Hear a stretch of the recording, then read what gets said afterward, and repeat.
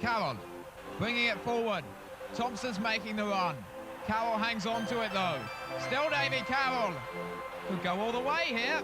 Oh, what a goal!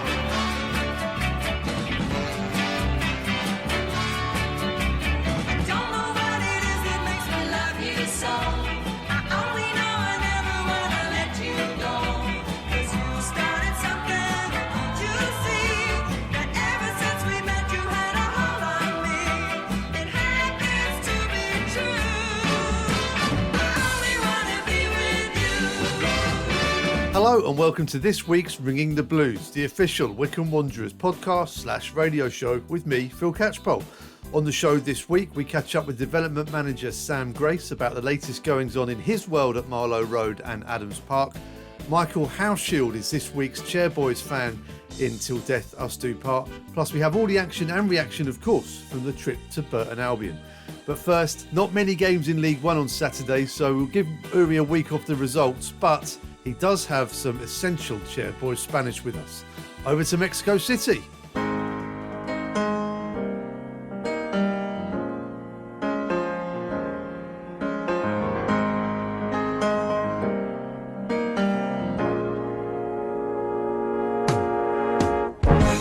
We are ringing the blues from Mexico City. It's me, Uri. So Super Sam Vokes has scored 2 in 2 since the Peter Crouch podcast suggested that Wycombe fans should sing his name to Vogue by Madonna. Come on, folks, let your body move to the music. So Chairboy Spanish this week, strike a pose. Okay, so that's difficult to translate since this is more of a pop culture phrase, of course, done by Madonna in the early 90s, and it's done the same globally. So in Mexico we also say strike a pose. But if we need to translate it, let's go word by word. Pose, pose. Pose, pose. Strike, tirar. Strike, tirar. So, strike a pose, tírate una pose. O haz una pose, like do a pose. So, Chairboy Spanish this week. Back to England with my amigo Filiberto Cachapollos. Until next week. Adios. Cheers, Uri. Right then, Wycombe Wanderers headed to the Pirelli Stadium to take on Burton Albion. Matt Cecil joined us on commentary, and here's what happened.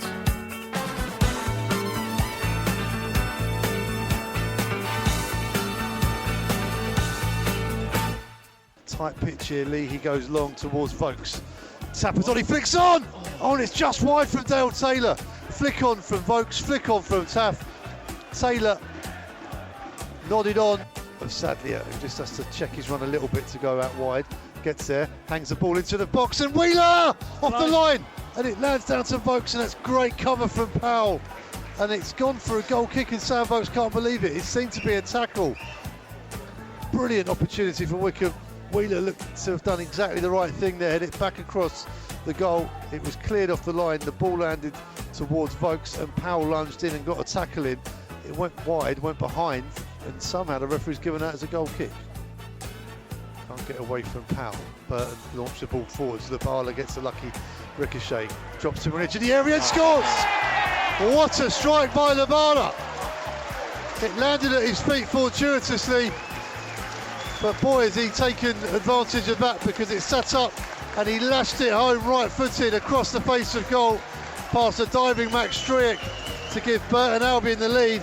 And Wycombe Wanderers with it all to do here now, because Burton Albion, once they get a lead, they like to hang on to it. Grimmer across to Vokes, what a goal! Sam Vokes on the volley, 2 in 2 for him. Jack Grimmer take a bow, because it was his deep run that set the position for Wycombe Wanderers, and at the third attempt his cross was pinpoint, and Sam Vokes, first time right-footed volley, Crocombe, the dive of desperation, he wasn't getting anywhere near it, the net nearly came off, and Sam Vokes is 4 for the season. Burton 1, Wycombe 1. Taylor on the right wing has got McCleary in support. Taylor though lays it to the edge of the area. Wheeler's found some space, drills it off the bar. Great save from Crocombe. Crocombe got a fingertip to it. It's rattled the bar. It's still in play on the left-hand side. Leahy forwards on the overlap. Cuts it back. Vokes again. Well marshalled. Still in play. McCleary. Right-hand side now. McCleary goes for goal. Oh, Wycombe Wanderers. A lick of paint away from taking the lead. Leahy digs across out. Vokes gets up. Oh. Brilliant save again. Brilliant save from Crocombe. He tips it over the bar. Great header from Sam Vokes. It was dipping in under the crossbar. And Crocombe stretched every sinew and tipped it over the bar. 5 minutes will be added on at the end. Crocombe keeps it in play. There's no other corner. And the referee blows his whistle. It's a 1-1 score on the road. Wycombe Wanderers will feel the more aggrieved of the two sides that they didn't get the 3 points, Matt, because they certainly created more, especially in the second half. They were hit by a sucker punch from Labala. Sam Vokes levelled things up, and Wycombe Wanderers went on the pursuit of the winner, but were unable to find it. Crocombe, I would say, man of the match, Burton. Absolutely, yeah. Wycombe have had all the chances in the second half, haven't they? Bar Burton's goal. Wheeler against the bar, 2 excellent saves from Crocombe in there as well. All flashing across their box. We must have had so many touches in their area. Vokes was excellent. Wheeler, McCleary, Sadlier, Taylor, all brilliant in attack, just unable to find that clinical touch in the box. What is it, 1 defeat in 6 now for Wycombe? There is resilience there. There's something building. We're getting more players back to fitness now. Sam Vokes looking as strong as he's done all season and showing the form that that's made him a real Wycombe hero down the last 3 years. Excellent from Wycombe all over the pitch. Just unfortunate we couldn't capitalise and go on and win it at the end there. Full-time score here then at the Pirelli. Burton Albion 1, Wycombe Wanderers 1. Gaffer, a 1-1 draw, but a good performance. Very good. Very good performance again. We deserved to win. Hit the bar a couple of times. Missed a couple of very good chances. Really disappointed with the goal that we gave away. Really disappointed with that, but so pleased with the players for their character and how they reacted to the disappointment. Dominated the whole of the second half in my mind, apart from maybe a couple of minutes spell where we just sunk a little bit too deep, but really proud of the way we played. It was a tough surface to pass the ball, so we had to use our balls into Vokesy as much as we could and play from the attacking half. Keep feeding our wingers. GMAC and Sads are both in good form at the minute. We kept feeding them. I'm sort of mixed between really proud and pleased with the performance, but thoroughly disappointed for the players and the supporters that we didn't get the win that we all felt we deserved. For the Burton goal, it was a great strike. What was disappointing, the fact that how the ball arrived to him at the edge of the area? Yeah, I think so. I think just the way we let the ball play down the line, then we didn't get tight to that first situation. He's hit it, he's gone through bodies, maybe caught Max unawares a little bit, but I just think the whole way around it, the fact that we were in the ascendancy and found a way to give away a goal was frustrating from our part, but the boys didn't allow it to affect their concentration and the way they've been playing. I thought we'd started the second half extremely well. And then after that, in my mind, watching the game, it was chance after chance. Like I say, we missed a couple of good chances, hit the bar. I thought Vokes, who was top drawer, the 2 wide men, Dale and Wheels. I thought, to a man, I was really, really pleased with the performance today. Burton have gone 1-0 up here of late and seen it out. You must be pleased that Wycombe forced their way through. Absolutely. It's not easy in this league when you go behind, especially here against the team. Since they've gone to 5 at the back, they've been really resolute, not conceded any goals at all. So we knew that if we found ourselves behind, it was going to be a tough afternoon. But like I say, I'm really pleased with the way we played. Kept discussing whether it was the right time to make substitutions or not to go for the winner, but I didn't know at that point who you take off, because GMAC was, the whole of the front players were, and Vokes has got his goal, looked like he's going to go and get another one. So you kind of contemplate in your mind. We had chances near the end, and unfortunately for us, it just didn't quite go in. Couple missed, but Sam Crocombe, for the second time this season, has frustrated you. Yeah, he's obviously a very good goalkeeper. We know that. He's shop stopping at home at our place and again today. I think he's had 2 very good games against us. I thought he was very, very good. There's a difference between winning and not. Occasionally it's the performance of the opposition goalkeeper and the quality of the finishing. But I can't criticise our boys. I felt like we've been working really hard. We go back to Exeter, and what a disappointing day that was. And then the next 3 games we've tried to go solid at Orient and put some building blocks in place. There's obviously a lot of talk of frustration around at that point, but we knew that we needed to get solid building blocks with which to perform. We took that on against Bristol Rovers, which I thought was probably our best performance of the season on Monday. I thought we were absolutely excellent. And to be honest, we weren't too far behind today. I thought we created some, numerous opportunities away from home on a surface that was tough to pass the ball. It was a completely different game to Monday, but we dominated all the same. And just unfortunately for us, we didn't come away with the 3 points. David Wheeler filling in for the suspended Josh Scowen in the middle of the park and had a good game? Absolutely, he did. Yeah, absolutely. It was a tough choice because KP's obviously been excellent for us this season, but we just felt with the way the game was going to be in terms of the midfield battle, so to speak, with Wills, with his experience and physicality, landing on second balls, competing for headers, arriving in the box. He had a header early in the second half that nearly scored with, and then he hit the bar with arriving onto it. I think he's very good in that role, so it felt like the right choice today, and I think that was vindicated. Richard Kone in the squad, first match day squad since he signed. Is that part of his sort of blooding in, sort of getting into the environment? Obviously, it's a big step from where he's come. Yeah, it is. We haven't, obviously with Brandon's injury, and we don't have many forwards with which to supplement Vokesy with. I really wanted to get Richard on today, if I'm honest. I really thought maybe do we get him on and see if he can get the winner, but Sam was playing that well that you can't really take him off. And I thought Dale was very, very good. Arriving, him and Sam seem to have a really good understanding. He arrives on Sam's knockdowns, arrives at the front. So, yeah, I mean, it's a big step for Richard. We've got to be really careful not to put too much expectation on his shoulders. But at the same time, we're really pleased to have him here, and it was great to get him involved today. And how was today for you? Obviously, the touchline ban. Where were you, and how did you find it? Terrible. I found it terrible. I was actually in a hospitality room just behind the supporters. I could go and sit in the stand, but I'd get in trouble if I shout out, apparently, to the pitch. So I thought I'd better just take that temptation away. So I stayed behind the glass, and I was on the phone to Lee Harrison all day, exchanging ideas and views. And I was with Tom Holder up in the... I think I entertained a few people up there. I was jumping around, and I thought we'd scored a couple of times. So they all had a good laugh at me, but it's all got done in good humour. I was just really proud of the way we played, and so thank you for Burton for their hospitality. And looking forward to Tuesday, West Ham under-21s in the Bristol Street Motors Trophy. Changes for there, or looking to keep momentum going? Both.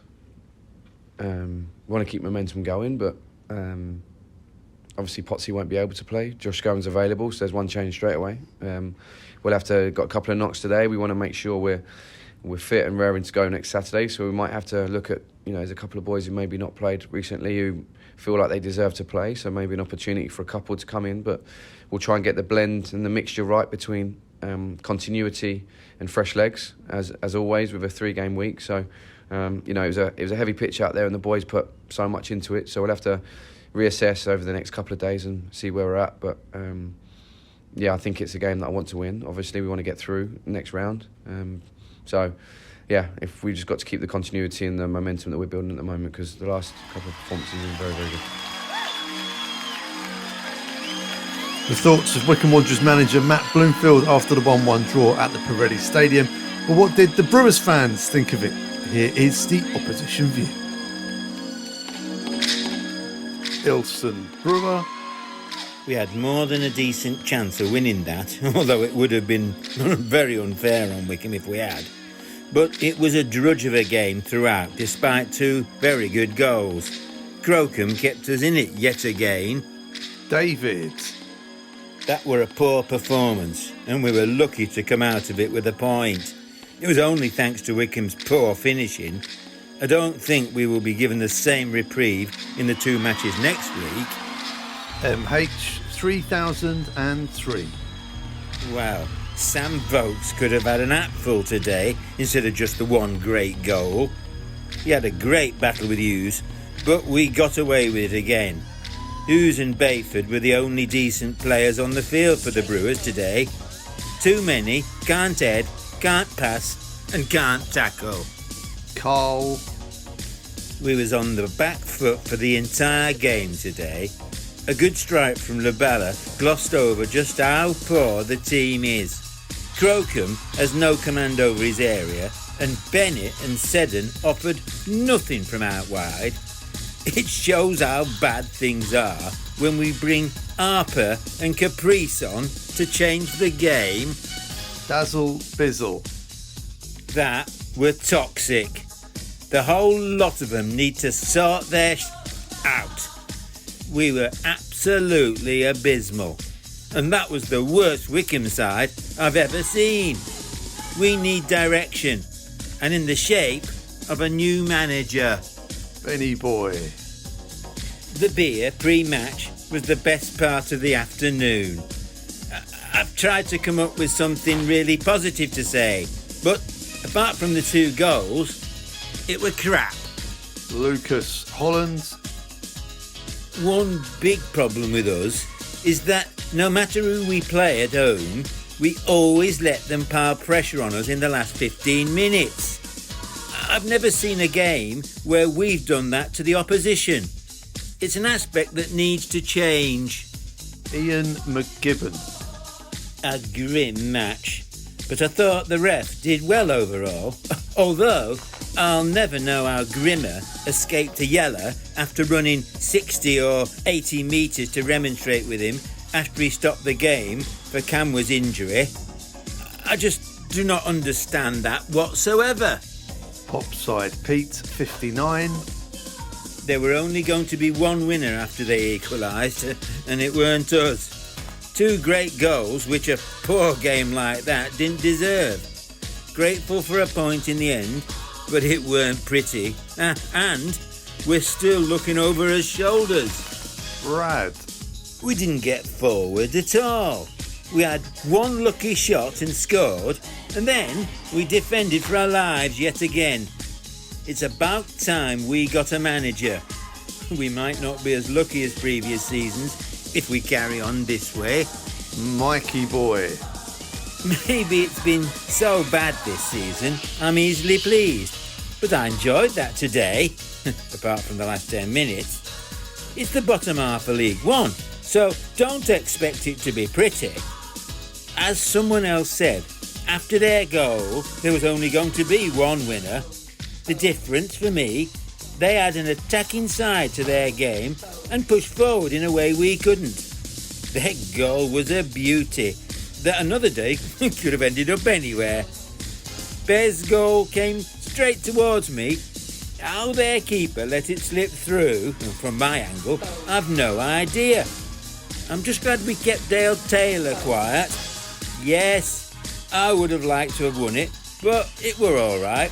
We've gone up the table, and okay, I don't see European football on the horizon, but no doom here. This is Wycombe Sound. Bill Turnbull, a broadcasting legend whose tireless campaigning for prostate cancer awareness left a lasting legacy for men's health in the UK. Bill's message was clear. I really want you and your loved ones to take this simple online risk check now.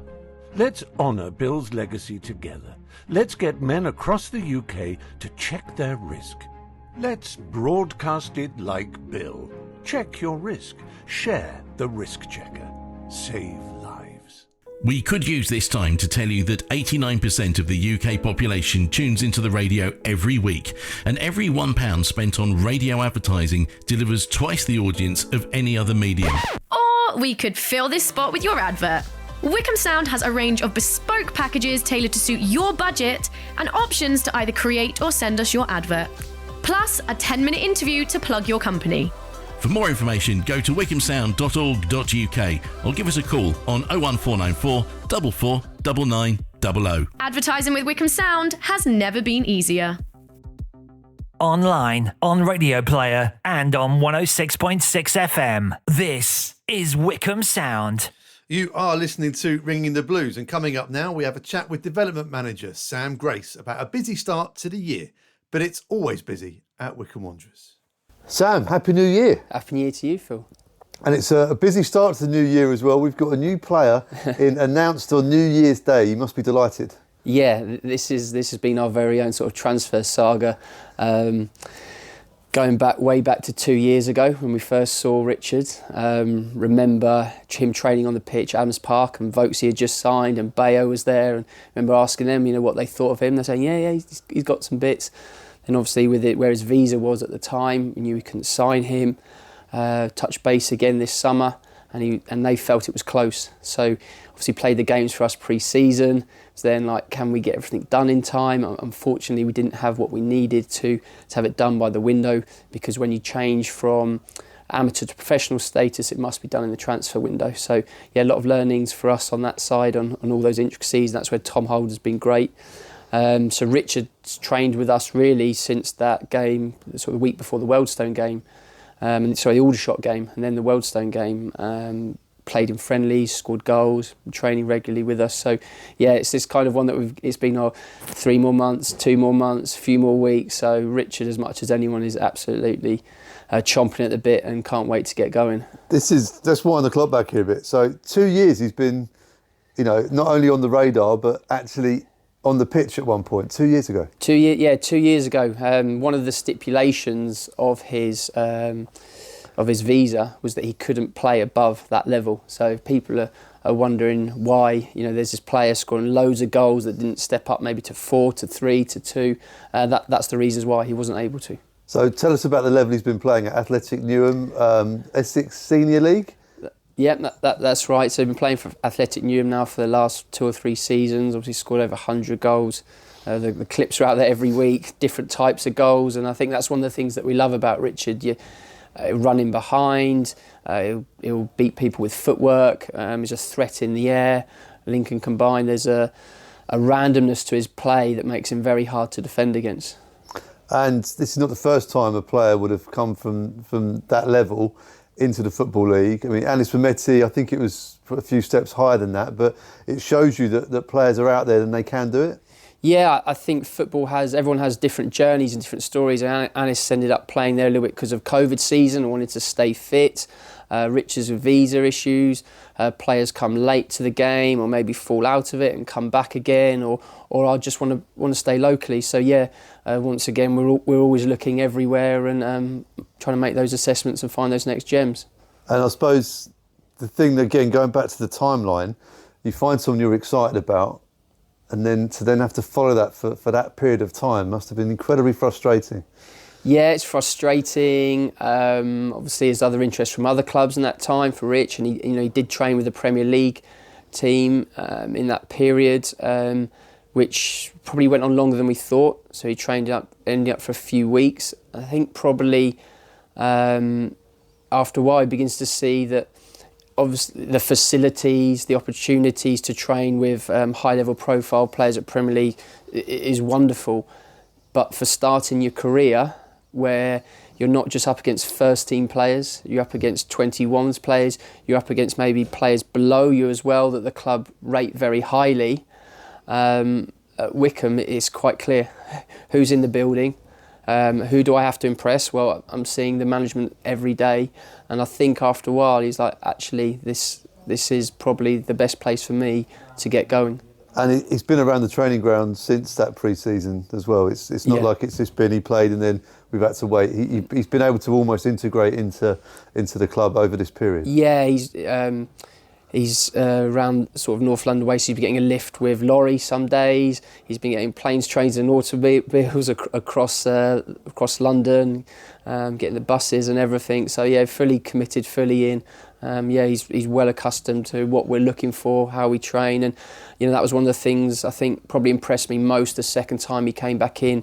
One day he was on the opposition and he's gone to press high and his teammates haven't gone with me, and he's come over the side and go, right, what's the deal here? How are we supposed to be pressing? Because I'm not pressing on my own. He had that energy, he wanted to, but he's too switched on. So yeah, his game understanding since he first came in, I think, has really pushed on.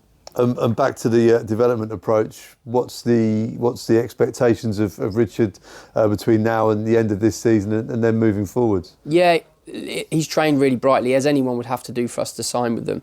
The friendlies, again, he's played well. The next step is always a question mark. Until players do it, you're never fully sure. Obviously, he's training well at the moment in front of the gaffer, so opportunity may come. We've got obviously the cup game coming up next Tuesday, where there have been debuts. I think for this period now, we'll see how he gets on, and it'll be up to Gaffer to see where he thinks he fits in. And the wonderful thing is, you've done this before with players. I mean, Jasper Pattenden's a big plus this season. We always have a breakthrough, at least one a season, and Jasper's come in and taken his chance as well, hasn't he? Yeah, Jasper's done really well. Going back to Gaffer's comments again at the start, at the start of the season, he's probably going in that position for right wing back. You've got Jack, you've got Jason, you've got Kane, you've got Wheels has played there. And if you want an attacking option, you might play a wing in that position. So fair play to him. He trained like, no, I want that. And it just means that if that opportunity does come, you've made it very hard for you not to be selected, and credit to him. And now as he returns close to fitness, he's got to show those levels again, because that's gone now, to show why again you might deserve a place in the squad and then the team. So again, the timeline, you find someone like Jasper, you see him, yeah, you meet him, you get him in, then you work on him here, mentally, physically, tactically. What's it like for you when he then makes his debut in the first team? Yeah, there's a pride in anyone that gets any minutes, making the squad, getting a few minutes, coming as substitutes, making a start. Just about constantly refining and making sure that we think they're ready. And I think, I said, this group, it's been very unfortunate. I think Christie and Declan, with their injuries, possibly would have had a few more minutes. They've been very unlucky with that. But again, now it's back to them to show back to those levels. That the hard thing with football is opportunities can open up at times, but they can quickly close again, based on form, based on injuries, based on who we're playing against, different formations. So I think it's been really good for those players this year to realise that they have to keep performing at that consistent level. There's got to be reliability almost, that if Gaffer puts them in, he's going, what does their worst performance look like? If that's acceptable, and I know they can play at a better level, then actually I'll give them a go. Has the run in the Bristol Street Motors Trophy, as it's called now, has that run been a godsend for you as well? Because it's provided a winning environment, but also more games. Yeah, when we have the game, so obviously we play the friendlies with usually the substitutes and development group players, and whilst they're always beneficial and we're always learning something, we'll always video them and review them. Having a competitive game where it's a little bit different, if you look for Declan playing at Stevenage, where he's going to get that aerial bombardment, that's not happening in a friendly to the same level. Those pressures, so those competitive games are really, really valuable for those. And yeah, having another one again, it's that extra level of competitiveness. Training levels go up again because they want to be involved. And one of the things I remember you saying to me in one of our interviews down the years, you look to have a player come in, and then if and when they leave the club, they're in a much better position than when they walked in. Ali Al-Hamadi, you must take an immense sense of pride from what he's doing for Wimbledon in League Two. Yeah, Ali's done really well. Obviously, when he leaves, you watch the footage, and you're always comparing to what will it look like here, what will it look like there. And you go, okay, so he's got some goals where he's been in the right position. He's got some nice tap-ins. You go, okay, that's a great start. But as it's gone on, the quality of the goals he's scoring has definitely gone up. I think he's now sort of focal point, first on the team sheet. And again, it doesn't surprise me in terms of Ali's very focused, his mentality, knew what he wanted to be, where he wanted to go, great work ethic. We're practicing at the end of training regularly on his finishing from crosses. I'm sure there'll be a lot more to come for him in his career. And he's not doing it in a Wycombe Wanderers shirt, but there is a relationship in terms of the deal that was done. So there is an asset out there for Wycombe Wanderers as again come through the system. Yeah, there is a sell on there. So yeah, we kind of, if he does go, we hope it's for as much as possible.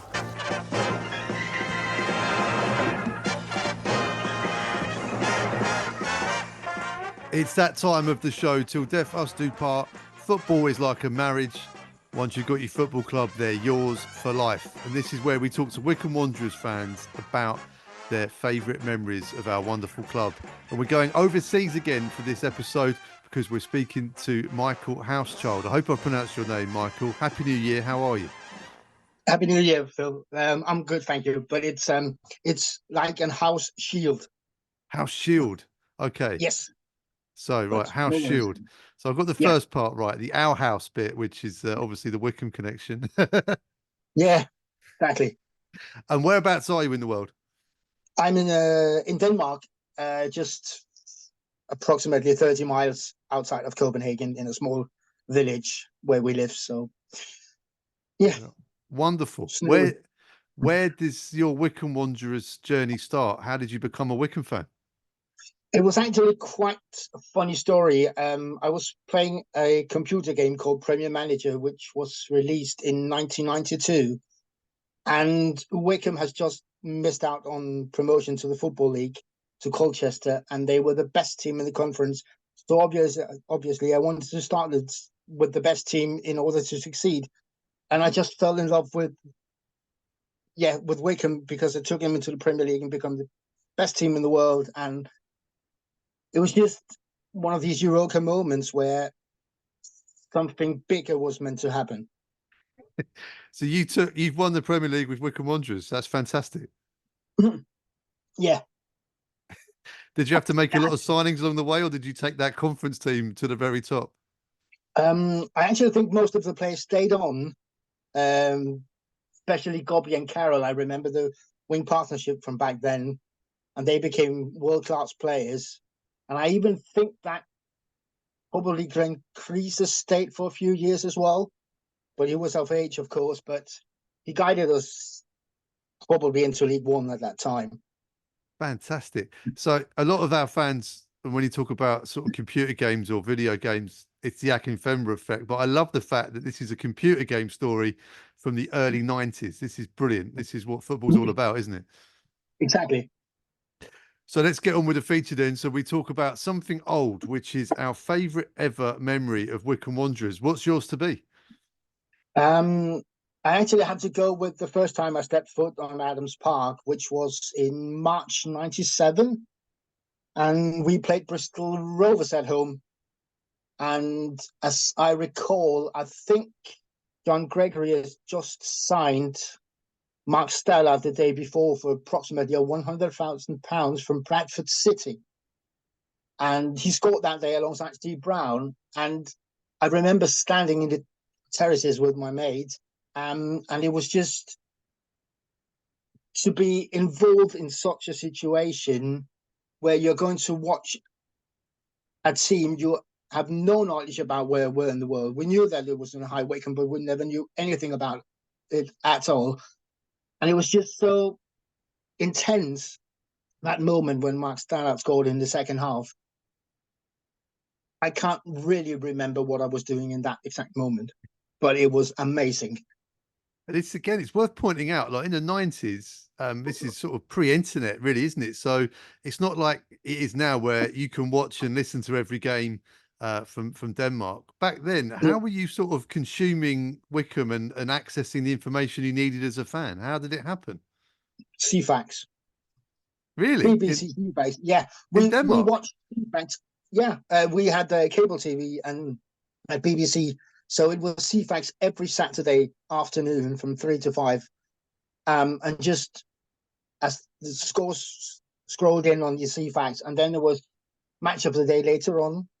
And it was really there. We saw every score there from Wycombe Wanderers, whether it was Tuesday night or Saturday afternoon or whatever. It was just, we were really into it, but it was not like today, as you say, where you can listen to the radio or watch it on iFollow or Wanderers TV. So back then it was more like getting to Wycombe was amazing. It still is today, but it was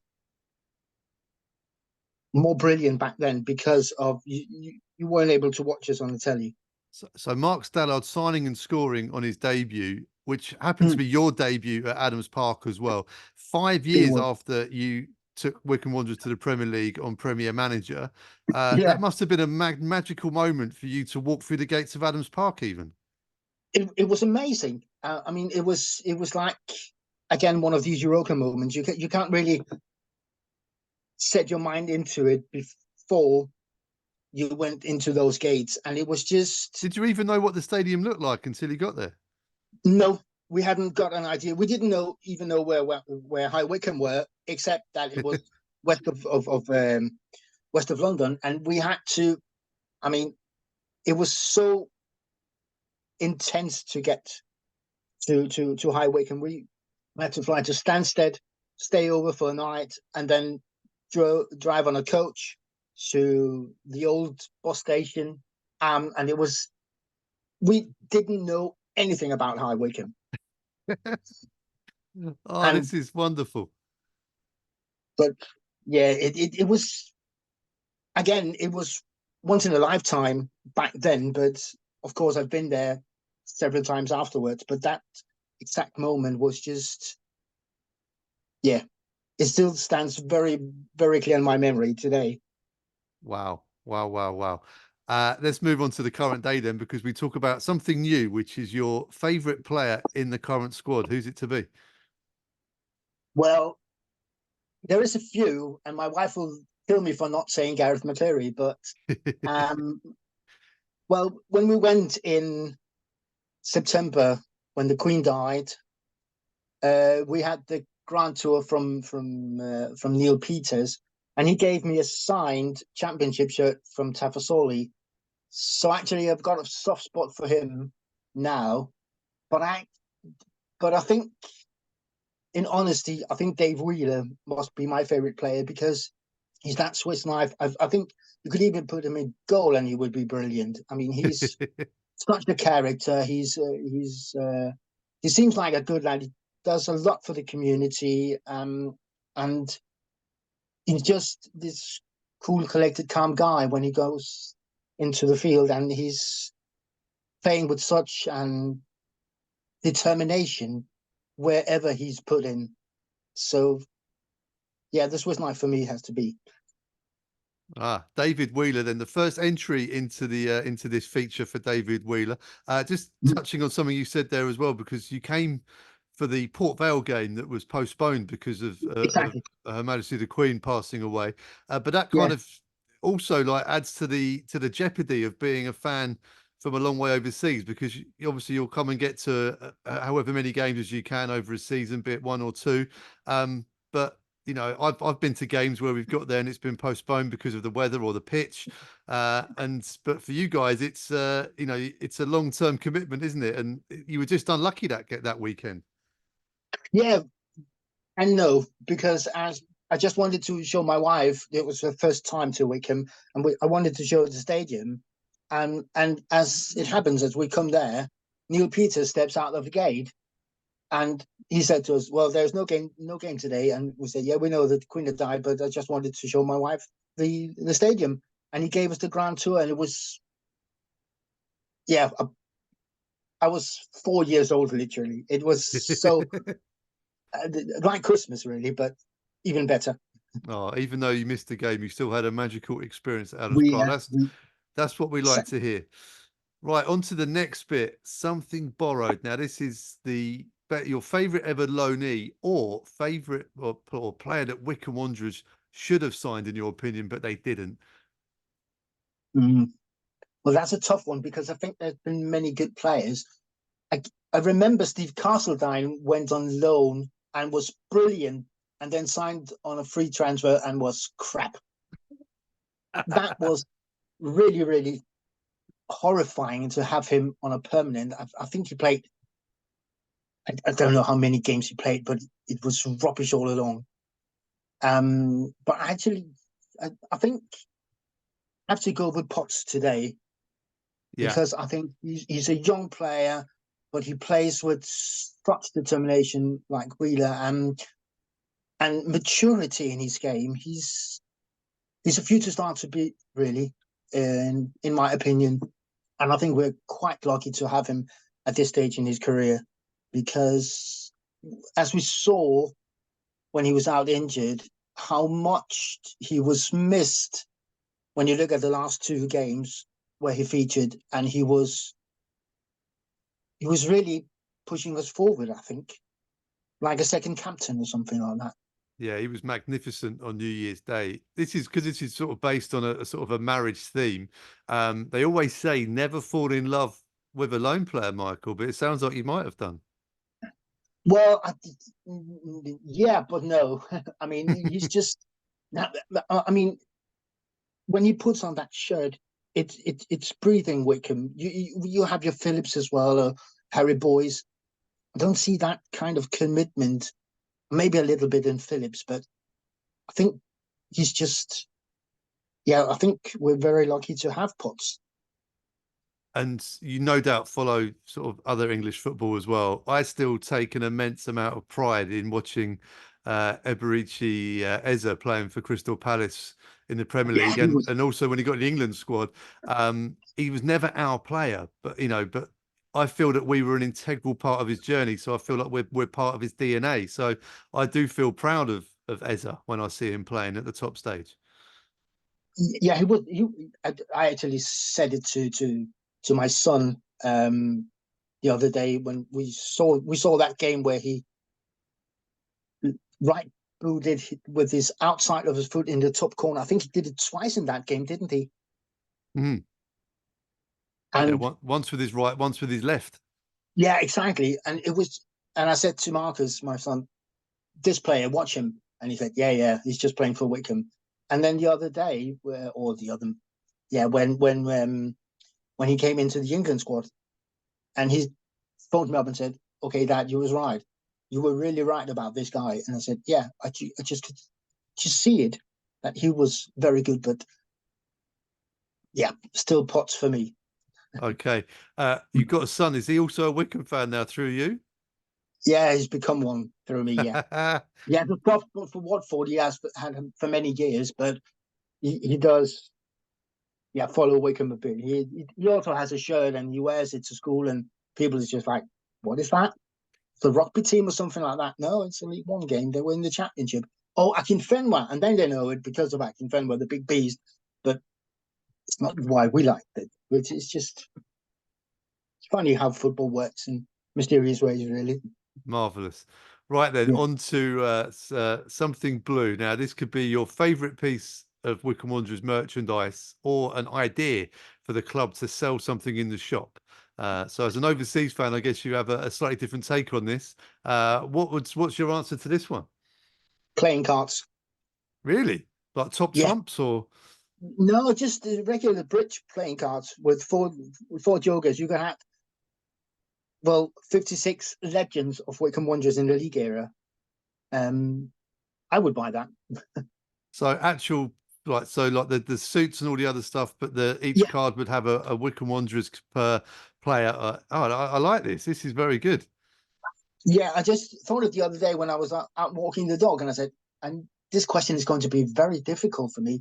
And I just thought, playing cards, you could have Martin O'Neill and Gareth Ainsworth as the Joker as a manager, and it has to be the league era, I think, because otherwise you could have so many fantastic players. But I mean, who wouldn't like to see Jason Cousins on a card? Dave Carroll, Thorpe, Evans, Crossley. I mean, so many great players from the early days of my Wycombe fanhood into today, and Akinfenwa as well. But the team we had back then on playing cards would be magnificent. If we were to do it in the history of the club, 50s, that would be a hell of a challenge. And also, there's a hierarchical system, isn't there? Because you've got your picture cards, your kings, your queens, your jacks, and then you've got your regular cards as well. So, I mean, Akinfenwa would have to be a king, and if he wasn't, I wouldn't want to be around to tell him that he wasn't a king in the Wycombe Wanderers playing cards. He has to be a top league goal scorer. You can't take him out of the contention of being a king. But I mean, my all-time favorite player, Jason Cousins, has to be a king as well. But I don't. Again, I wouldn't want to tell Jason he wasn't a king either. I'd rather die, really. You probably would either way, whatever happened in that situation. Exactly, he was fierce. Wycombe Wanderers playing cards. Right, this is going in the long list of things that we need to add to the club shop. Michael, when can we next see you at Adams Park? Have you got a date in mind for when you can come over this season? I think it has to be next season because my wife and I turns 50 this season, so it has to be next season. Okay. I think it will be in the autumn of 24. Fantastic. Well, we don't know what the fixtures will be for that yet, but we look forward to seeing you, and we know that you'll be following from afar as well on Wanderers TV and the rest of the output of the club. So thank you so much for being there and for getting behind us from just outside Copenhagen.